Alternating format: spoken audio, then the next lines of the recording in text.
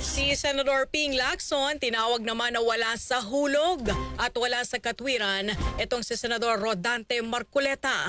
Ang kasama natin sa balitang yan live mula sa Senado, si Radyoman Conde Batak. RMN Live Report. Tinawag na ni Senate Blue Ribbon Committee Chairman Ping Lacson si Senator Rodante Marcoleta na wala na sa hulog at wala na sa katwiran.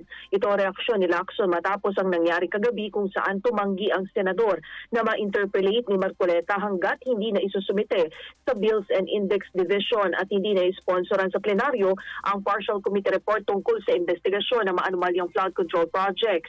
Sinabi ni Marcoleta na wala pa siya sa public service ay umahanga na siya kay Lacson noon pang PNP chief ito. Subalit ngayon anya ay nagbago na ang senador. Sa pulong balitaan sinagot ni Lacson na walang nag-iba sa kanya kundi si Marcoleta ang nagbago. Na ngayon anya ay wala na sa hulog at hindi na rin in sync sa katotohanan dahil wala na sa katwiran. Hindi naman ako nagbago at hindi naman ako kailanman magbabago. Ang nagbago si Senator Marcoleta kasi nawala siya sa hulog. Hindi na siya in sync with reality.